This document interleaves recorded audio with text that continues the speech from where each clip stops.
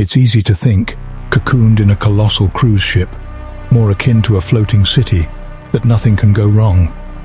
That, should an accident occur or some other altercation, it would be easy to solve. After all, there's nowhere to hide. Unfortunately, such assumptions stray very far from the truth. On the 22nd of March 2011, 24-year-old Rebecca Coriam disappeared from the Disney Wonder cruise ship. Rebecca was working as a youth counselor on the ship, and her disappearance marked the first time someone had gone missing from a Disney Cruise Line vessel. Perhaps most surprisingly, Rebecca had seemingly vanished without a trace. As Rebecca's story made headlines, many began to question what could have happened to her on that fateful day. Was she a victim of foul play? Did she fall overboard? Or did something even more mysterious occur? The lack of concrete information left many with more questions than answers, and has only added to the mystery surrounding her disappearance. So, what happened to Rebecca? Rebecca Coriam was a 24-year-old British national from Chester, England. By all accounts, she was a bright, friendly, and outgoing young woman with a passion for children and animals. She'd previously worked at Chester Zoo following high school, and even joined the British Army Cadets in her teens. This love of life meant she was the perfect role model for children. On June 2010, aged 23, she interviewed with Disney Cruises and was accepted on the Bahamas tour, working as a youth counselor. After a period aboard the Disney Wonder, based in the port of Los Angeles, she returned home for her grandfather's funeral. It was the last time her family saw her in person. Rebecca returned to the Wonder and resumed her work, keeping in touch with her family via Facebook and Skype. At the time of her disappearance, Rebecca was in the midst of a 6-month contract with Disney Cruise Line. She had been working on the ship for just over a month and was said to be enjoying her time at sea. Little did she know her life was about to take a dark and mysterious turn.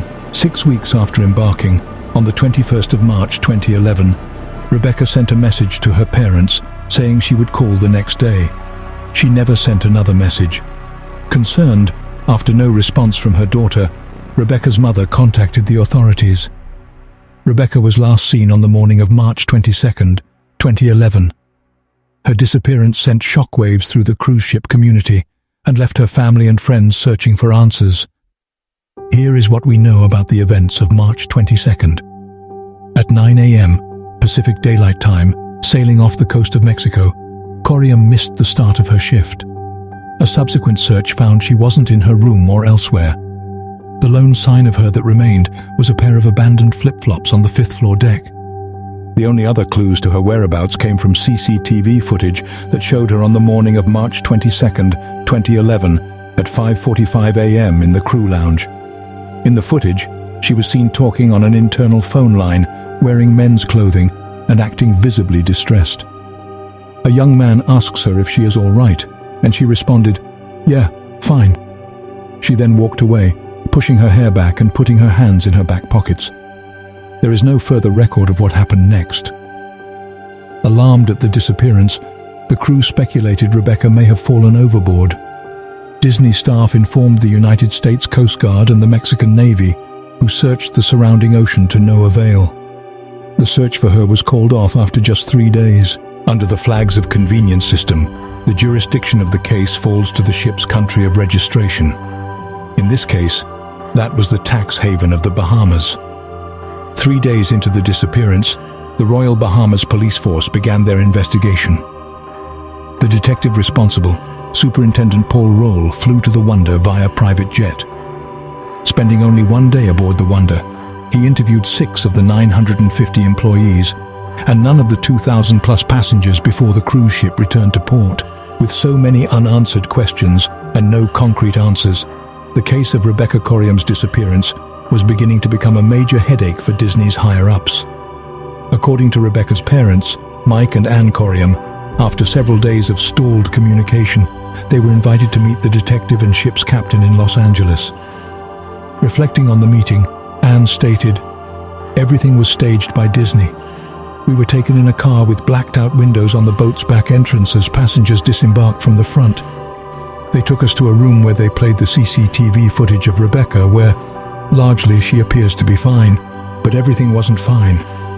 Rebecca was still nowhere to be seen.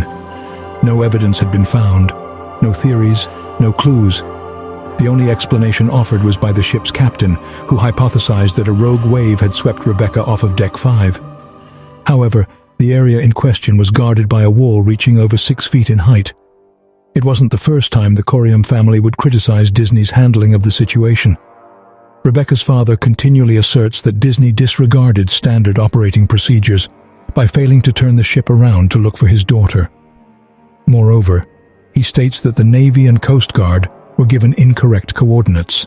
The lack of progress in the case only served to fuel speculation and rumors about what may have happened to Rebecca. Disney, meanwhile, laid flowers on Deck 5, where the alleged rogue wave had occurred. According to the entertainment giant, the matter was put to rest. To the Coriam family, nothing could be further from the truth. They turned to Roy Ram, a private investigator and former specialist of Scotland Yard, Chester MP Chris Matheson, and former Deputy Prime Minister Lord Prescott. The facts they uncovered paint a far darker picture than the Disney rogue wave. They implicated a rogue passenger. First, Ram investigated the evidence presented by Disney. For the account to hold up, there would need to be significant stormy weather in the vicinity of the ship. To overcome the 6-foot walls, waves at least 100 feet high were necessary. Yet, weather and ocean conditions along the Mexican coast were calm and much less stormy. Continuing, Ram also cast doubt on the footage of Rebecca captured on CCTV. Disney had claimed it was shot inside on Deck 5, not far from where she was allegedly swept overboard. However, an undistorted copy of the footage actually revealed that it was shot on Deck 1. Nor was it clear the flip-flops belonged to her. It was the wrong size and style for Rebecca, and contained another crew member's name and cabin number. In the months after her disappearance, investigative journalist John Ronson sailed aboard the Wonder on behalf of The Guardian. Speaking to crew members, he uncovered sinister intentions behind Disney's actions. In one spine-shivering remark, a crew member revealed, "Disney knows exactly what happened. That phone call she had? It was taped. Everything here is taped.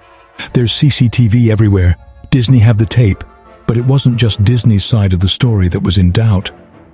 Rebecca's character as a happy-go-lucky, energetic young woman was only one side of the missing figure.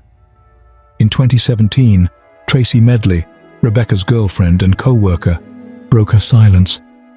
She claimed she and Rebecca had engaged in a threesome with a male boyfriend of Medley's, described by some as a love rat dad. In her version of events, Rebecca, distraught over their torrid affair, climbed the 6FT railings and threw herself overboard. The family vigorously denies that Rebecca took her own life.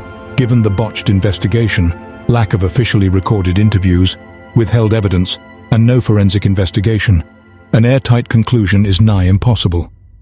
Indeed, one of the last people ever to see Rebecca alive was never contacted by either security or the police. Furthermore, in 2016, investigator Ram found a pair of ripped shorts among Rebecca's personal effects. He believed it pointed to the signs of a struggle, even a sexual assault. It's a view shared by MP Chris Matheson, who believes there is sufficient evidence to indicate a crime took place. Despite the many questions and uncertainties surrounding the case, one thing is for certain. Rebecca Coriam was a beloved daughter, sister, and friend. Her loved ones continue to hold out hope that they will one day learn the truth about what happened to her. Nevertheless, her disappearance remains shrouded in mystery, leaving us to wonder what happened that fateful morning in March 2011. Was it an accident? Was it foul play? The truth may never be known, but the memory of Rebecca will live on in the hearts of those who loved her. What do you think happened to Rebecca Coriam? Please feel free to share your theories in the comments below.